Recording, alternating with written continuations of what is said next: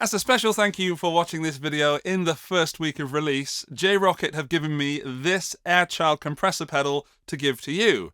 If you'd like to win it, all you have to do is watch the video and follow the link in the video description and first comment. Thank you!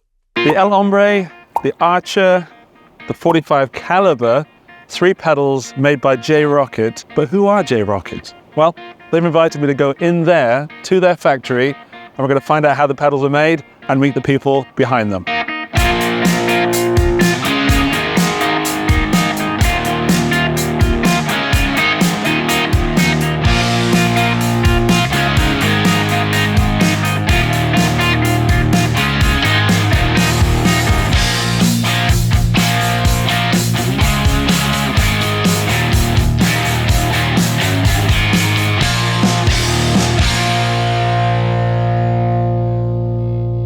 History of j.rockett. Now you are Mr. J. Rockett. Yes.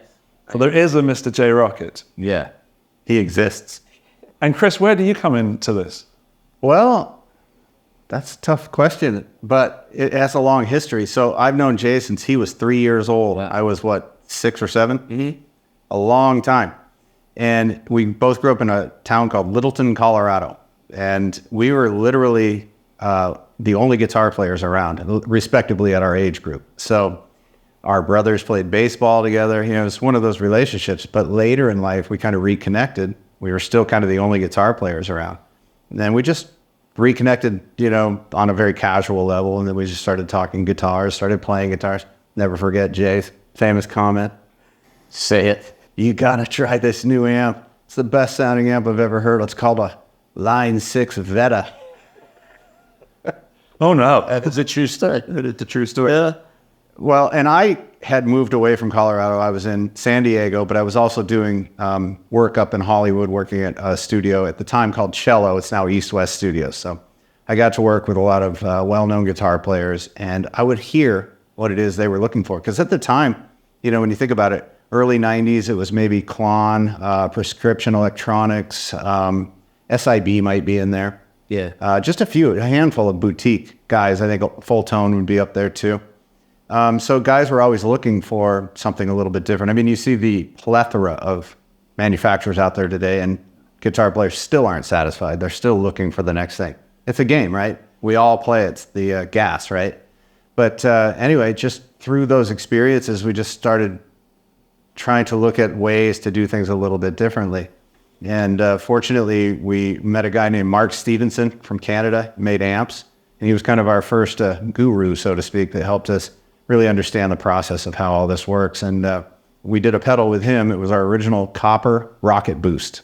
Then we moved into the Pro Series. Then we moved into the Tour Series, just trying to... What year were we in then, Chris? So Pro Series probably in the 2012 range. And then I think we finally made the jump in about 2015. And the Archer was the very first Tour Series pedal to come out. And that kind of gave us the trajectory that we were looking for.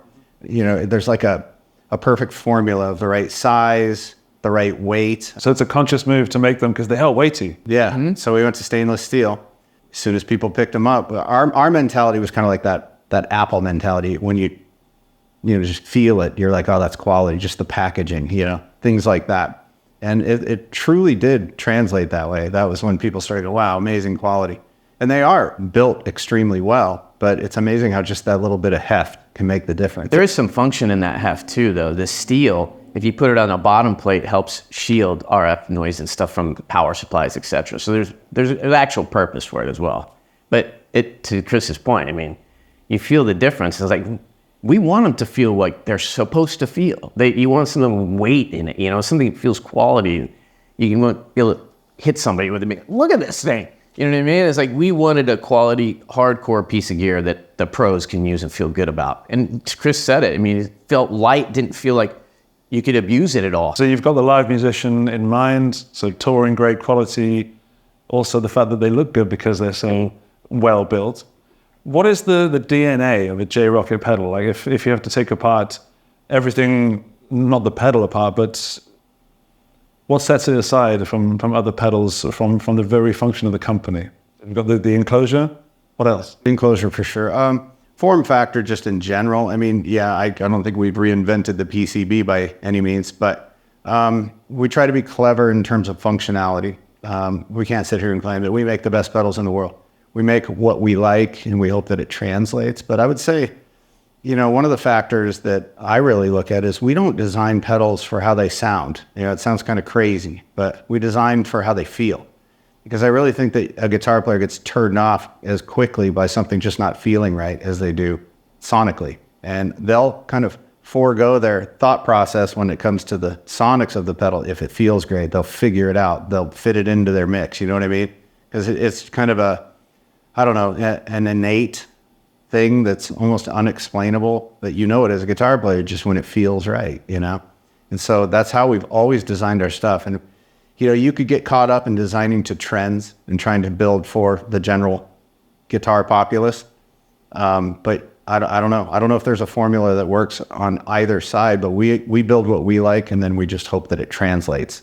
That's a big one. We build what we really dig, you know. And like we said, if it doesn't get on our board, we won't produce it, period. It's like, would you use it? No, then why would anybody else? So we have to love it. If we don't love it first, then it gets shelved. And we've had, I was telling him in the interview, we've had some bad ones. I mean, I've had some epic failures, but like, Chris, wait till you hear this thing. And be like, never mind. I heard it a day later. It's not even worth your time. You know, that happens. And we make mistakes, you know, make mistakes in production. I do that regularly, and it's expensive. And had a run of pedals that go out, and some of them are built wrong sometimes. You know, it's like, no, we got to fix that, you know. So there's a lot to it. But one thing we do is we care about it, and we love them. And that's our theory, is like, we have to love it. If we love it, then hopefully somebody else will love it, you know? Fortunately, people like our stuff, and we're still here doing it. So we're just going to keep doing that, I guess. It seems like you're growing rather than going the other way. Everything seems to be moving forward. How fast do you move forward as a company and as people that work here? Do you have plans for the future years, or is it? Yeah, we've got a lot of stuff, kind of some in the hopper, some in the works. We're trying to make a jump into the digital world right now, that's a colossal undertaking. There really is. I have unbelievable respect for the companies like Strymon and Source Audio that, you know, they obviously have a background in this, so it was a lot easier for them. We're not DSP engineers, and they're not cheap. So it's hard to make that leap into the digital world. So we feel fortunate that we have an opportunity in front of us, which that'll be a reveal later on down the road, but we do have a lot of really cool vintagey things coming, and, you know, the Guitar Geek kind of things. So to give you an idea, we truly have 19 products getting ready to be developed into production.